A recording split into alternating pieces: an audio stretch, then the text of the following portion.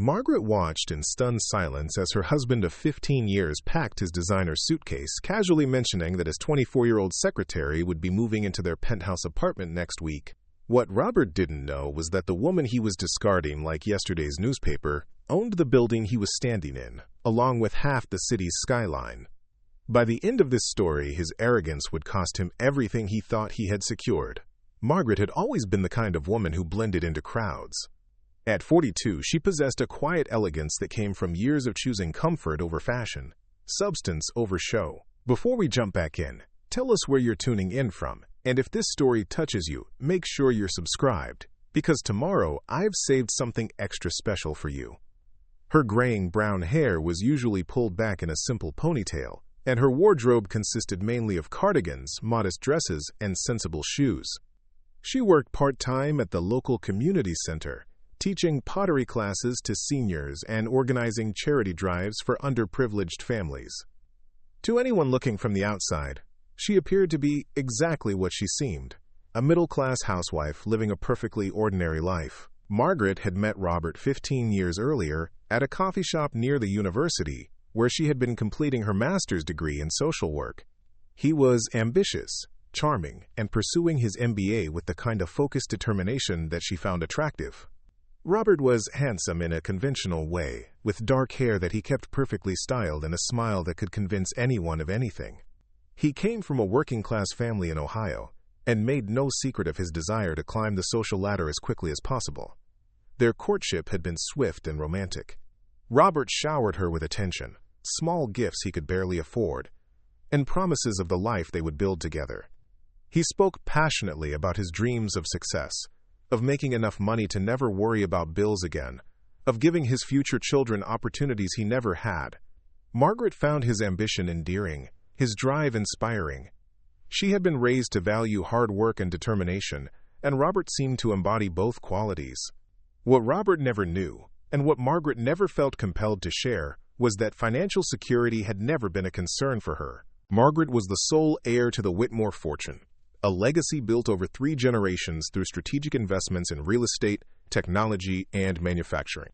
Her grandfather had started with a small construction company in the 1940s, which her father had transformed into one of the most successful development firms on the East Coast. When her parents died in a car accident during her senior year of college, Margaret inherited everything, a portfolio worth over $2 billion, including commercial properties, residential developments, and stakes in dozens of companies.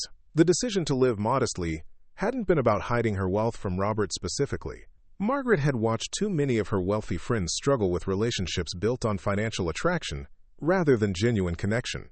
She had seen marriages crumble under the weight of gold-digging spouses and children who valued inheritance over family bonds. When she met Robert, she was tired of being seen as a bank account with legs. She wanted someone to love her for who she was, not what she could provide. So Margaret had created a careful fiction. She lived in a comfortable but unremarkable townhouse, drove a reliable sedan, and maintained a lifestyle that matched what a community center employee might reasonably afford. Her wealth was managed by a discreet team of financial advisors who understood the importance of maintaining her privacy. The money continued to grow through investments and business ventures, but Margaret lived as though it didn't exist. The early years of their marriage had been genuinely happy. Robert worked long hours at various marketing firms, slowly building his reputation and climbing the corporate ladder. Margaret supported his ambitions, attended company parties where she played the role of the devoted wife, and never complained when his work kept him away from home for days at a time. She found fulfillment in her volunteer work, using her time and energy to help others, while Robert focused on building what he believed would be their financial future. Robert's career trajectory had been impressive. Within 5 years of their marriage, he had become a senior vice president at a prestigious advertising agency. By their 10th anniversary, he was pulling in a high 6-figure salary and moving in circles that included some of the city's most influential business leaders. His success had changed him in ways that Margaret noticed but chose to overlook. The humble, hungry young man she had married was gradually replaced by someone who measured worth in dollar signs and social status. As Robert's income increased, so did his expectations for their lifestyle. He pushed for them to move to a more expensive neighborhood, to join exclusive clubs, to vacation in places that would photograph well for social media. Margaret agreed to most of his requests, funding their upgraded lifestyle through what she told him were lucky investments and a small inheritance from a distant relative. Robert never questioned the source of the money too closely, perhaps because he was too busy enjoying the benefits. The changes in Robert became more pronounced as he entered his 40s. He started paying more attention to his appearance, spending hundreds of dollars on skincare products and designer clothes. He began working out with a personal trainer and making comments about staying competitive in a young person's industry. Margaret watched these changes with growing unease, recognizing the signs of a midlife crisis but hoping it would pass. The first real crack in their marriage appeared 3 years ago when Robert hired Jessica as his executive assistant. Jessica was everything Margaret wasn't: 24 years old, blonde, ambitious, and blessed with the kind of effortless beauty that turned heads wherever she went. She had graduated from a prestigious business school and made no secret of her intention to climb the corporate ladder as quickly as possible. Margaret met her at several company events and found her to be intelligent, driven, and politely dismissive of anyone she didn't consider useful to her career advancement. Margaret noticed the change in Robert almost immediately after Jessica started working for him. He began staying later at the office, taking more business trips, and talking constantly about his brilliant assistant, who was revolutionizing his department's efficiency. He started dressing more fashionably, updated his hairstyle, and began making subtle comments about feeling energized by working with someone who shared his ambitious mindset. The warning signs were impossible to ignore, but Margaret found herself paralyzed by a combination of disbelief and misplaced loyalty. This was Robert, the man who had once told her she was the most important thing in his world, who had promised to love her through anything life threw at them. Surely he wouldn't throw away 15 years of marriage for a woman young enough to be his daughter. Margaret's friends tried to prepare her for what they could see coming. Linda, her closest friend from the community center, gently suggested that Margaret might want to pay more attention to Robert's increasingly obvious infatuation with his assistant. Margaret's sister called from Seattle, having heard rumors through mutual acquaintances about Robert's behavior at business functions. Even Mrs. Patterson, the 78-year-old woman in Margaret's pottery class, made pointed comments about men who abandoned loyal wives for younger models. But Margaret clung to hope, even as the evidence mounted. She found receipts for expensive jewelry that she never received, discovered restaurant charges for romantic dinners she wasn't invited to, and noticed that Robert's phone had suddenly become password protected. When she tried to address her concerns, Robert dismissed them with a combination of irritation and condescension that felt like a slap in the face. The breaking point came on a Tuesday evening in March. Margaret had spent the day organizing a fundraiser for the community center's after-school program, coordinating with local businesses to donate supplies and volunteer time. She was exhausted but satisfied, looking forward to sharing the day's successes with Robert over a quiet dinner at home. Instead, she found him in their bedroom, methodically packing his clothes into the expensive leather suitcase she had given him for his last birthday. Margaret stood in the doorway, watching her husband fold his shirts with the same careful precision he brought to everything in his life. The scene felt surreal, like she was watching a movie rather than living her actual life. When Robert finally noticed her presence, he didn't stop packing or even look particularly surprised to see her. "We need to talk," he said, his tone businesslike and detached. "I've been thinking about our marriage, about where we're headed, and I've realized that we want different things from life." Margaret felt her legs go weak. She moved to sit on the edge of the bed, watching as Robert continued his methodical packing. "What are you saying, Robert?" "I'm saying that I'm not happy anymore. I haven't been happy for a long time." Robert's voice carried no emotion, as though he was discussing a failed business venture rather than the end of their marriage. "We've grown apart, Margaret. You're content with your little volunteer projects and pottery classes, but I need more from life. I need someone who understands my ambitions, someone who can be a real partner in building something significant." The words hit Margaret like physical blows. "I've always supported your career. I've been to every company party, every networking event. I've never complained about the long hours or the travel." Robert finally looked at her, and Margaret saw something in his eyes that made her stomach turn. It wasn't anger or even guilt. It was pity. "Supporting isn't the same as understanding, Margaret. You've been a good wife in the traditional sense. But I need someone who can contribute more than moral support. I need someone who gets what it takes to succeed in today's world. Someone like Jessica? Preparing and narrating this story took us a lot of time, so if you are enjoying it, subscribe to our channel. It means a lot to us. Now back to the story. The words came out before Margaret could stop them. Robert didn't deny it. Jessica understands business. She's ambitious, she's connected, and she's not content to spend her life organizing bake sales and teaching old people how to make ashtrays. The casual cruelty of his words took Margaret's breath away. 15 years of marriage, and this was how he saw her contributions to the world. Those old people have names, Robert. And that community center serves hundreds of families who don't have anywhere else to turn. That's exactly what I'm talking about, Robert said, zipping up his suitcase with finality. You're satisfied with small-scale charity work, while I'm trying to build something that matters on a larger scale. Jessica gets that. She's already given me ideas for expanding our client base, for positioning myself for a partnership at the firm. Margaret felt a cold realization settling over her. How long has this been going on? Nothing physical has happened, Robert said, though his tone suggested he considered this a technicality rather than a meaningful distinction. But Jessica and I have developed a connection based on mutual respect and shared goals. She sees my potential in a way that you never have. And what about our vows? What about 15 years of building a life together? Robert sat down in the chair across from her, his expression softening slightly. Margaret, I'm not trying to hurt you, but we both know this marriage has been running on autopilot for years. We don't have children, we don't have shared dreams anymore. You're 42 years old, and you're acting like you're retired. I still have goals to achieve, mountains to climb. The mention of children hit Margaret particularly hard. They had tried for years before accepting that it wasn't going to happen naturally. Robert had refused to consider fertility treatments or adoption, claiming he wasn't ready for the financial burden. Margaret had grieved privately for the family they would never have, while Robert seemed to view their childlessness as a fortunate side effect that allowed him to focus on his career.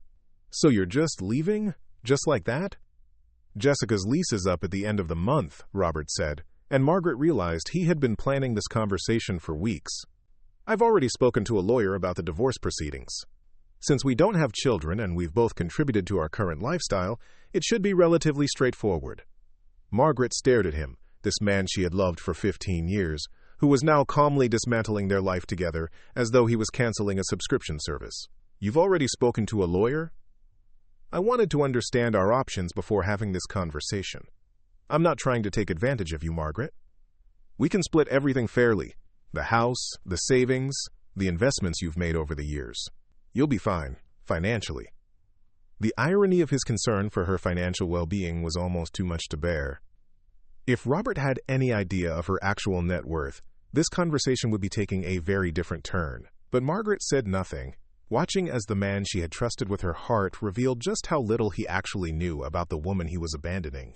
I'll be staying at the Riverside Hotel until Jessica and I can find a place together, Robert continued. I'll come back this weekend to get the rest of my things. I think it's better if we limit contact while the lawyers work out the details. Margaret nodded numbly, unsure of what else to do. The surreal nature of the conversation made it difficult to process what was actually happening. This morning she had been a married woman, planning a quiet dinner with her husband. Now she was apparently in the middle of a divorce negotiation. Robert stood up, straightening his tie in the mirror as though he was preparing for a business meeting rather than walking out on his marriage. I hope you understand that this isn't about you not being good enough, Margaret. We're just incompatible in ways that have become impossible to ignore. You'll find someone better suited to the life you want to live. As he picked up his suitcase and headed for the door, Robert paused and turned back one more time. Oh, and Margaret? Jessica will probably be moving some of her things into the apartment next week. I know it might be awkward, but the lease is in my name, and it makes sense financially until we can find something more permanent. With that, he walked out, leaving Margaret sitting alone in the bedroom they had shared for over a decade. She could hear his footsteps on the stairs, the front door opening and closing, the sound of his car starting in the driveway. And then there was silence. Margaret sat in that silence for a long time, staring at the empty closet where Robert's clothes had hung that morning. The casual way he had mentioned Jessica moving into their home, felt like the final insult. Not only was he leaving her for a younger woman, but he expected her to vacate the premises so his new girlfriend could take her place. What Robert didn't know, what he had never bothered to discover in 15 years of marriage, was that the apartment he was so generously allowing Jessica to move into was one of 12 units in a building that Margaret owned outright. The Riverside Hotel where he was staying? Margaret's investment portfolio included a significant stake in the company that owned it. The law firm he had consulted for divorce advice? Margaret's trust had been one of their founding clients. As the reality of her situation began to sink in, Margaret felt something she hadn't experienced in years. A cold, calculating anger that reminded her exactly whose daughter she was. Her father had built an empire by understanding that knowledge was power, and that the person who controlled the information controlled the outcome. Robert had just made the mistake of assuming he knew everything there was to know about the woman he was discarding. Margaret walked to her home office, a modest second bedroom that Robert had always assumed was where she did her volunteer work. She opened her laptop and began making phone calls that would change everything.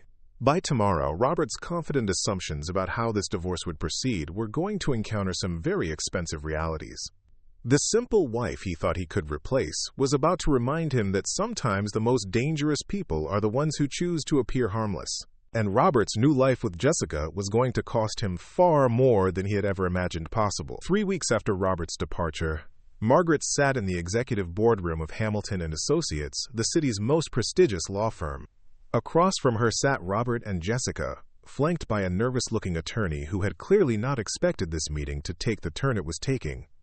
Robert's confident smirk had vanished 20 minutes ago when Margaret's legal team began presenting documents that painted a very different picture of their marriage than he had imagined. "I don't understand," Robert said for the third time, his voice strained.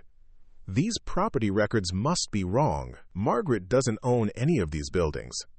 James Hamilton, the senior partner who had been handling the Whitmore family's legal affairs for over 30 years, adjusted his glasses and smiled coldly. "Mr. Stevens, I assure you our documentation is accurate. Mrs. Stevens, born Margaret Whitmore, is the sole owner of the Whitmore Trust, which includes the apartment building where you currently reside, the hotel where you've been staying, and approximately 47 other commercial and residential properties throughout the metropolitan area." Jessica, who had been unusually quiet since arriving at the meeting, finally spoke up. "That's impossible. Margaret works at a community center. She teaches pottery classes." Margaret looked at the young woman, who had so confidently inserted herself into her marriage, and spoke for the first time since the meeting began. "I volunteer at the community center, Jessica. There's a difference between working because you have to, and working because you choose to help others." Robert's face had gone pale.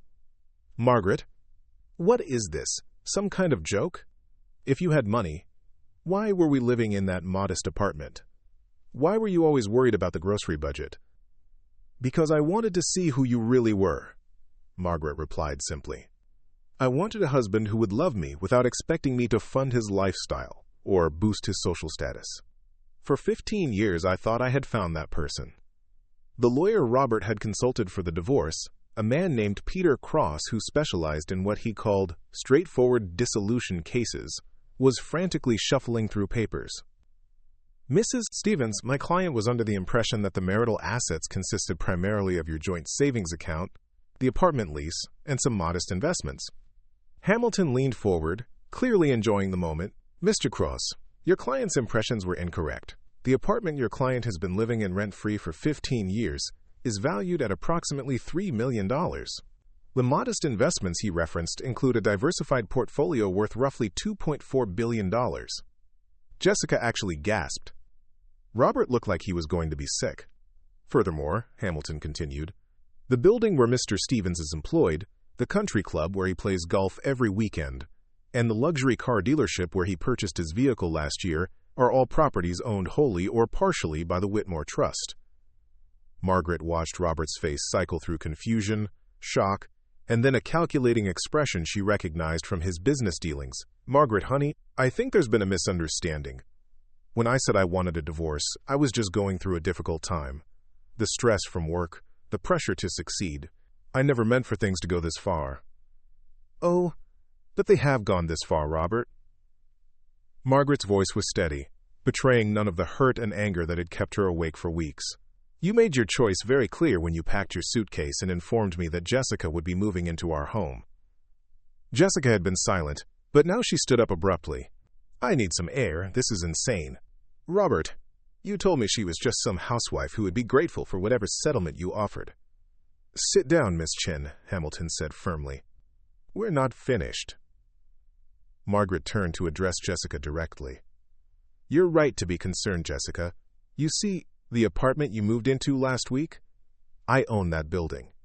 The lease Robert signed was actually a month-to-month agreement that I can terminate with 30 days' notice."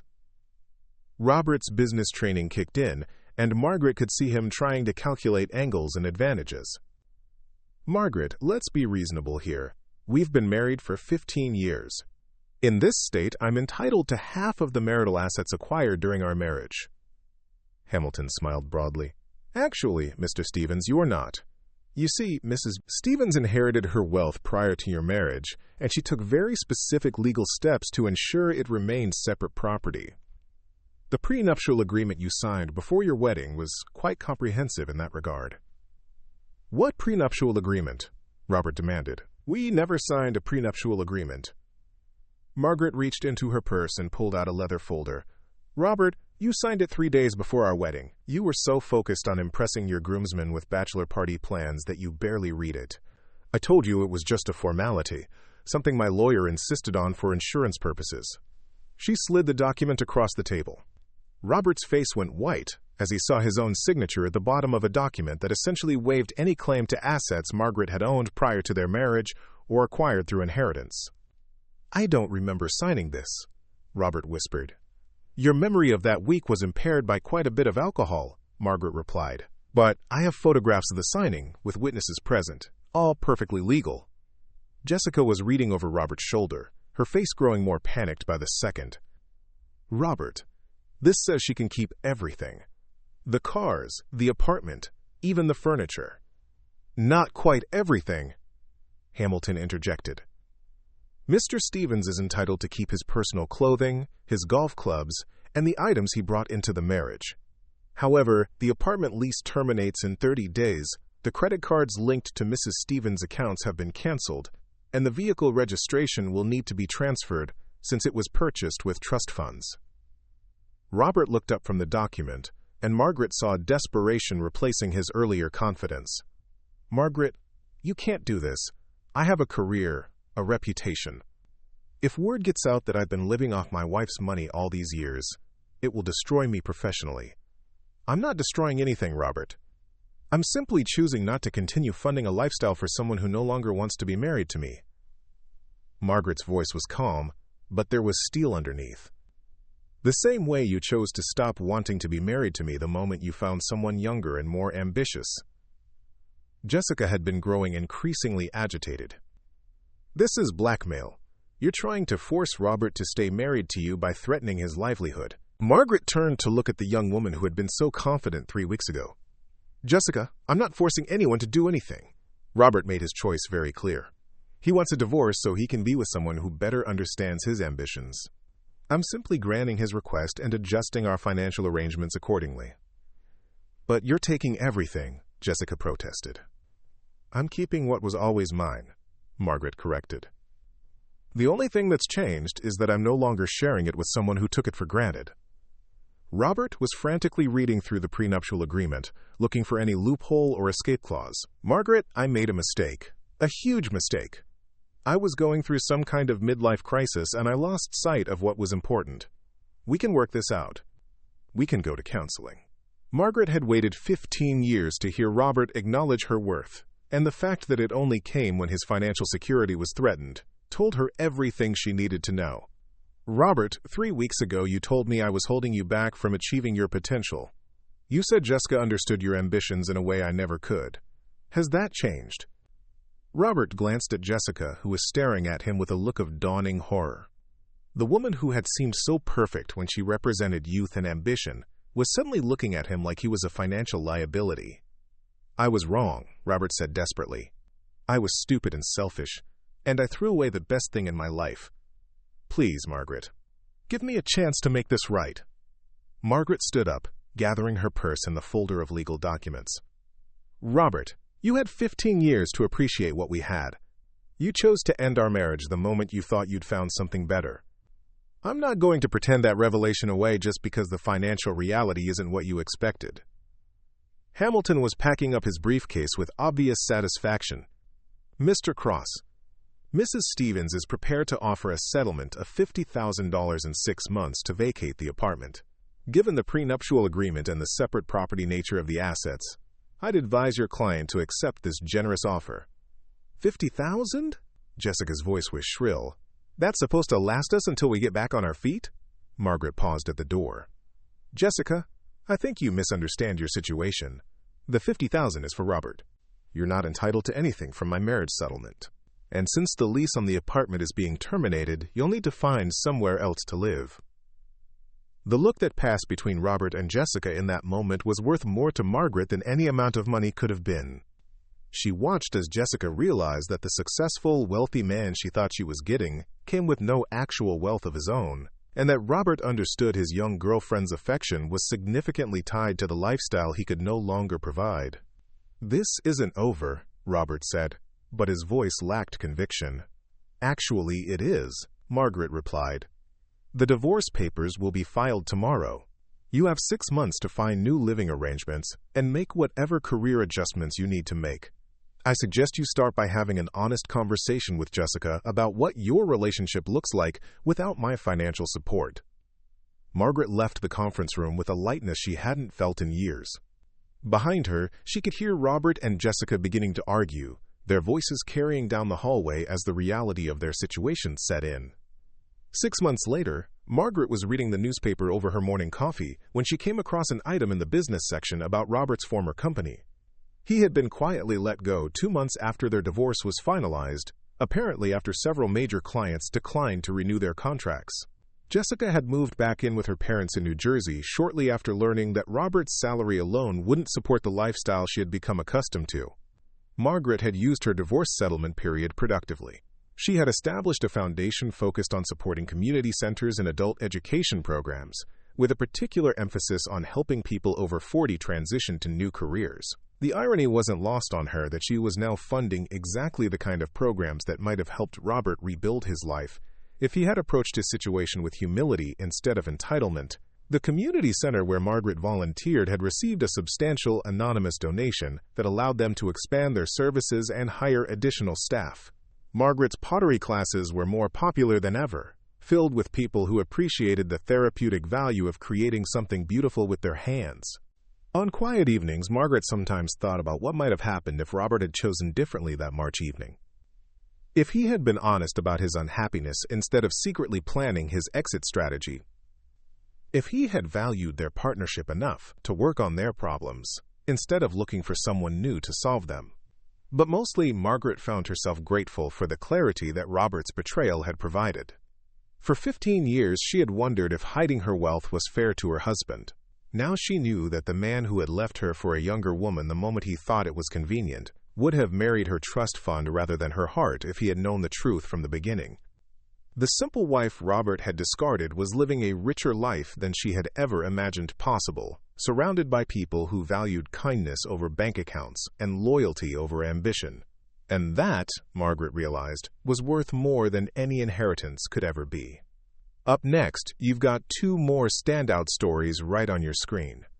If this one hit the mark, you won't want to pass these up. Just click and check them out.